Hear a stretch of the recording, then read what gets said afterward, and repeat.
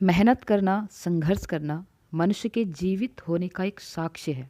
इसलिए मेहनत करते रहिए, संघर्ष करते रहिए, एक दिन आपको सफलता अवश्य मिलेगी। नमस्कार, आप सभी का स्वागत है Hindi education point YouTube channel में। आप सभी जानते हैं कि इस चैनल के माध्यम से आपको उत्तराखंड प्रवक्ता स्क्रीनिंग परीक्षा हेतु करंट अफेयर, सामान्य हिंदी तथा अन्य सभी प्रैक्टिस सेट करवाए जा रहे हैं, जिसमें एक और उत्तराखंड जो महत्वपूर्ण प्रश्न, जिसमें कम से कम आप जानते हैं 40 अंक वहाँ पर से आएंगे, चाहे वह उत्तराखंड कनिष्ठ सहायक वाले अभ्यर्थी हों, चाहे पुलिस व कांस्टेबल की परीक्षा की तैयारी करने वाले अभ्यर्थी हों, उन सभी के लिए उत्तराखंड की जानकारी होना कितना आवश्यक है आप सभी जानते हैं। और मैं आशा करती हूँ कि आप सभी ने अपने स्तर की तैयारी पूरी तरह से कर ली होगी।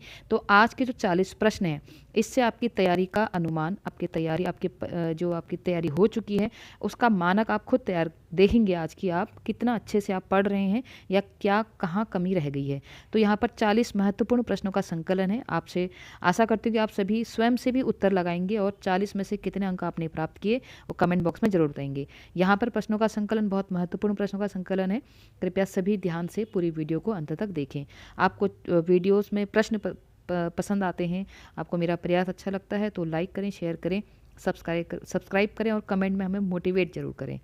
तो आज की वीडियो का पहला प्रश्न है, उत्तराखंड के राज्य वृक्ष, देखिए राज्य वृक्ष क्या है, उत्तराखंड का राज्य वृक्ष है बुरांस। एक तो हमें ये पता चला, में फूल कब लगते हैं। अब ये तो बहुत ही कॉमन सा क्वेश्चन है ना कि उत्तराखंड का राज्य वृक्ष बुरांस है, फूल कब लगते हैं, फरवरी से अप्रैल, मई से जुलाई, अगस्त से अक्टूबर या नवंबर से जनवरी। तो इसका सही उत्तर है ऑप्शन नंबर ए, फरवरी से अप्रैल उत्तराखंड के राज्य वृक्ष बुरांस में फूल लगते हैं।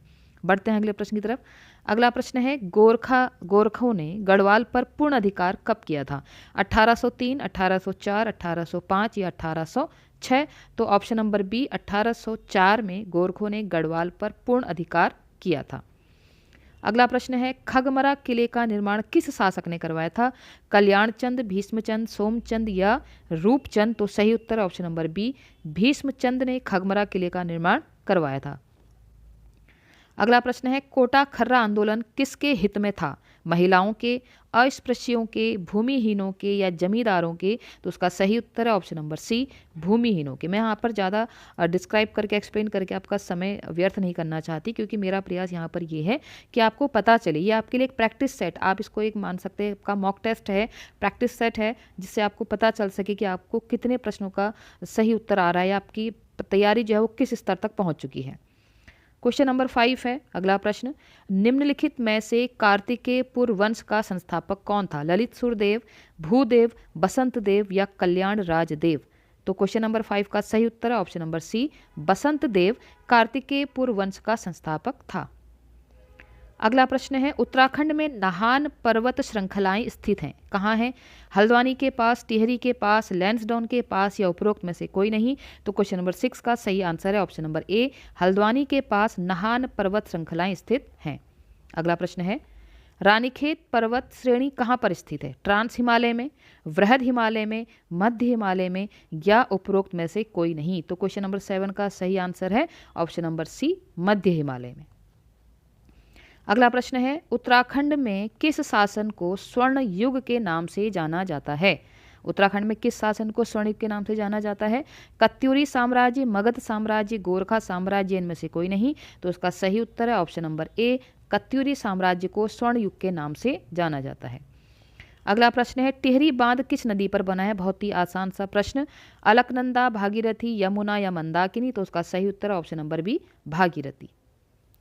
अगला प्रश्न है, निम्न में से किस ताल को उत्तराखंड की उबलती ताल के नाम से जाना जाता है, सात ताल, नैनीताल, बयां ताल या उपरोक्त में से कोई नहीं। तो उसका सही उत्तर ऑप्शन नंबर सी, बयां ताल। देखो बयां को आप बॉयल ऐसे करके याद रखेंगे, बॉयल मतलब उबालना होता है, तो बया और बॉयल ऐसे याद रखेंगे तो उबलती ताल, बयां ताल।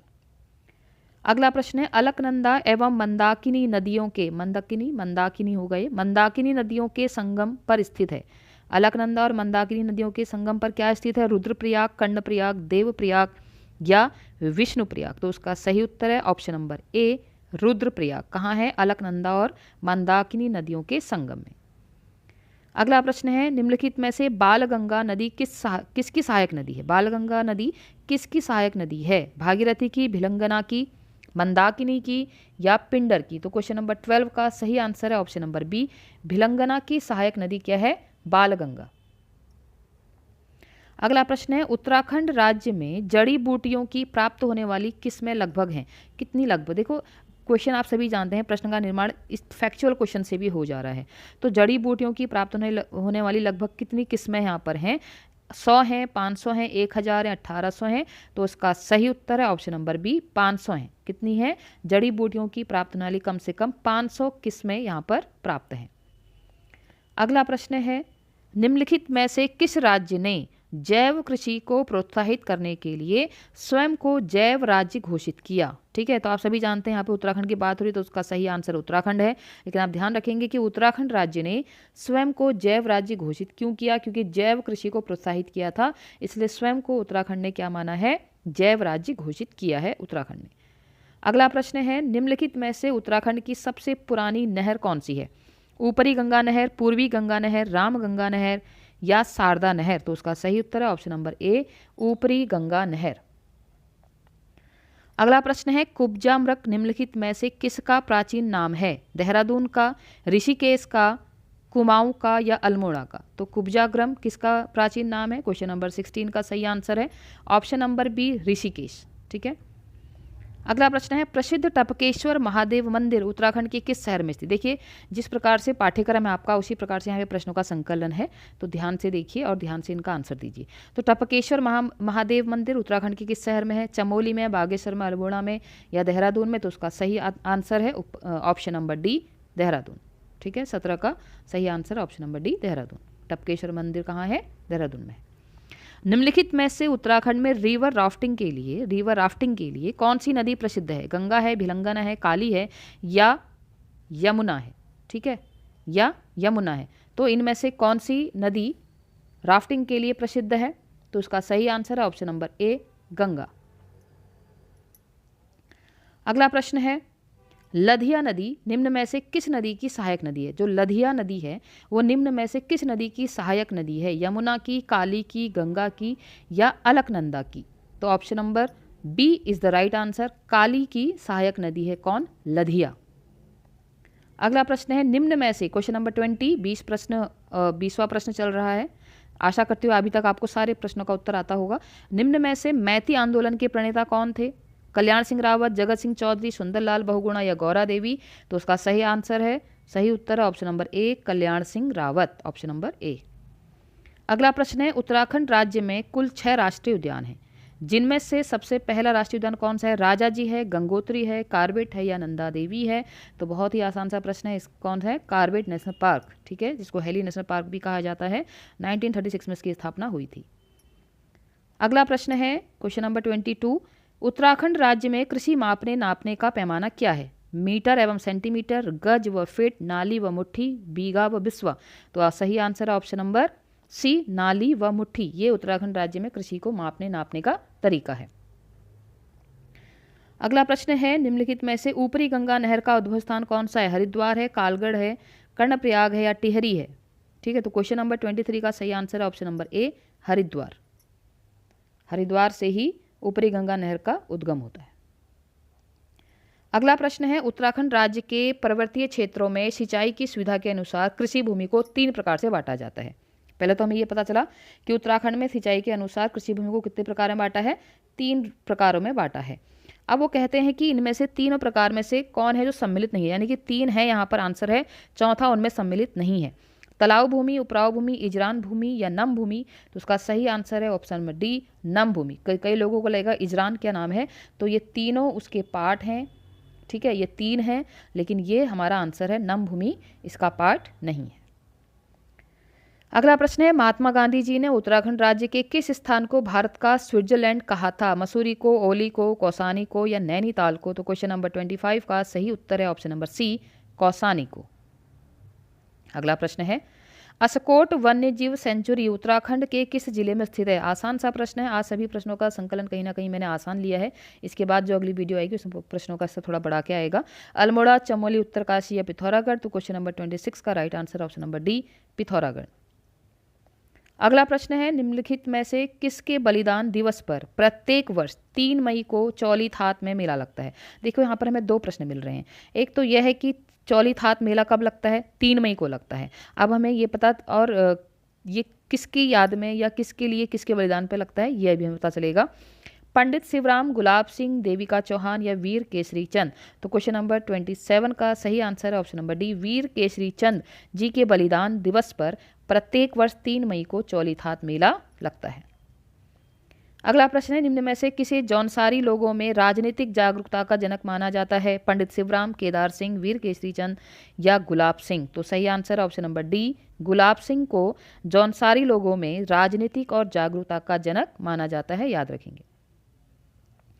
अगला प्रश्न है, मौड़ मेला उत्तराखंड के किस शहर में आयोजित किया जाता है? चमोली, उत्तरकाशी, जौनसार या रानीखेत। तो क्वेश्चन नंबर 29 का सही answer option number C, Jaunsar में क्या लगता है? मौड़ मेला। अगला प्रश्न है, उत्तराखंड का कौन सा शहर औद्योगिक क्षेत्र सिडकुल द्वारा विकसित नहीं है? ध्यान देंगे, नहीं है, ठीक है। अब आप कहेंगे है तो आप सीधे तुरंत पंतनगर की तरफ जाएंगे। तो पंतनगर, कोटद्वार, हरिद्वार या काशीपुर पूछा गया है कि सिडकुल द्वारा विकसित नहीं है। तो क्वेश्चन नंबर 30 का right answer option number D, Kashipur. Question को घुमा फिरा के इस प्रकार से पूछा जा सकता है और ये महत्वपूर्ण प्रश्न है। अगला प्रश्न है, सिल्क पार्क उत्तराखंड में किस शहर में स्थित है? रुद्रपुर में, देहरादून में, रुड़की में या हल्द्वानी में। तो क्वेश्चन नंबर 31 का सही answer option number B, Dehradun में सिल्क पार्क है। अगला प्रश्न है, उत्तराखंड प्राविधिक शिक्षा एवं परीक्षा परिषद कहाँ पर स्थित है? उत्तराखंड प्राविधिक शिक्षा एवं परीक्षा परिषद देहरादून में, रुड़की में, नरेंद्रनगर में या श्रीनगर में। तो क्वेश्चन नंबर 32 का सही उत्तर है ऑप्शन नंबर बी, रुड़की में क्या है? उत्तराखंड प्राविधिक शिक्षा एवं परीक्षा परिषद। अगला प्रश्न है, उत्तराखंड में देवभूमि मुस्कान योजना किस वर्ष शुरू हुई? वेरी वेरी इंपॉर्टेंट क्वेश्चन, ऐसे क्वेश्चंस आते हैं, ध्यान रखेंगे आप लोग। तो उत्तराखंड में देवभूमि मुस्कान योजना किस वर्ष शुरू की गई? 2001, 2004, 2007 या 2009। तो उसका सही उत्तर ऑप्शन नंबर डी, 2009। क्या है? देवभूमि मुस्कान योजना। अगला प्रश्न है, केंद्रीय भवन अनुसंधान संस्थान उत्तराखंड के किस शहर में स्थित है? हरिद्वार में, देहरादून में, टिहरी में या रुड़की में। तो उसका सही उत्तर है क्वेश्चन नंबर 34 का सही उत्तर है ऑप्शन नंबर डी, रुड़की में। अगला प्रश्न है क्वेश्चन नंबर 35, भारतीय सुदूर संवेदी संस्थान उत्तराखंड के किस शहर में स्थित है? रुड़की में, नैनीताल में, देहरादून में या श्रीनगर में। तो क्वेश्चन नंबर 35 का सही उत्तर है ऑप्शन नंबर सी, देहरादून में है भारतीय सुदूर संवेदी संस्थान। अगला प्रश्न है, उत्तराखंड अक्षय ऊर्जा विकास निगम उत्तराखंड के किस शहर में स्थित है? ध्यान देंगे, उत्तराखंड अक्षय ऊर्जा, उरेडा भी इसको शायद कहा जाता है। तो देहरादून, हरिद्वार, पिथौरागढ़ या अल्मोड़ा। तो उसका सही उत्तर ऑप्शन नंबर सी, पिथौरागढ़ में है। हर चीज़ हम देहरादून हरिद्वार ना समझे, पिथौरागढ़ में है उत्तराखंड अक्षय ऊर्जा विकास निगम। अगला प्रश्न है, राज्य योजना आयोग का गठन कब किया गया था? राज्य योजना आयोग का गठन कब किया गया था? 9 नवंबर 2000, 1 जनवरी 2001, 28 फरवरी 2001, 31 मार्च 2001। तो इसका सही उत्तर ऑप्शन नंबर डी, 31 मार्च 2001 को राज्य योजना आयोग का गठन किया गया। अगला प्रश्न है, उत्तराखंड में देश के 22वें राज्य के रूप में वैट कब लागू किया गया? यानी कि जब उत्तराखंड में वैट लागू किया गया तो वो राज्य के स्तर पर 22वां नंबर था उत्तराखंड का। ये भी हमारे लिए महत्वपूर्ण है कि वैट लागू होने में हमारे उत्तराखंड राज्य का कौन सा स्थान है? 22वां स्थान है। अब पूछा जा रहा है कब, यानी कि तिथि पूछी जा रही है। 1 अप्रैल 2004, 1 अप्रैल 2005, 1 अप्रैल 2006 या 1 अप्रैल 2007। तो उसका सही उत्तर ऑप्शन नंबर बी, 1 अप्रैल 2005 को उत्तराखंड में देश के 22वें राज्य के रूप में वैट लागू किया गया। अगला प्रश्न है, उत्तराखंड राज्य में किशोरियों के विकास हेतु सबला योजना किस वर्ष शुरू हुई? अभी हमने देवभूमि मुस्कान योजना पढ़ी, अब हम पढ़ रहे हैं सबला योजना। 2001 में, 2005 में, 2008 में या 2010 में। तो उसका सही उत्तर है ऑप्शन नंबर डी, 2010 में। और प्रश्न ऐसे भी आ सकता है विद्यार्थियों कि राज्य में किशोरियों के विकास हेतु कौन सी योजना बनाई गई? तो सबला योजना। या ऐसे पूछा जा सकता है कि सबला योजना का संबंध किससे है? किशोरियों से। वहाँ पर ऑप्शन है महिलाओं भी लिखा होगा, तो आप ध्यान रखेंगे किशोरी और महिलाओं में अंतर होता है। उत्तराखंड राज्य में किशोरियों के विकास हेतु क्या बनाई गई? सबला योजना बनाई गई। तो आज की वीडियो का अंतिम प्रश्न, टरार अनुसंधान केंद्र उत्तराखंड के किस शहर में स्थित है? टरार नैनीताल में, उधम सिंह नगर में, देहरादून में, रुड़की में। तो उसका सही उत्तर है ऑप्शन नंबर ए, नैनीताल में। टरार अनुसंधान केंद्र कहाँ है? नैनीताल में है।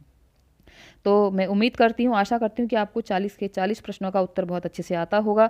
नहीं आता था या जो भी था आपके लिए नया था, कुछ भी था, आपको इस वीडियो को देखकर कैसा लगा, आपके कितने अंक आए, कमेंट बॉक्स में जरूर लिखें। ऐसे ही प्रैक्टिस सेट मैं आप सभी के लिए लाते रहूँगी। आज के लिए इतना ही, बहुत बहुत धन्यवाद।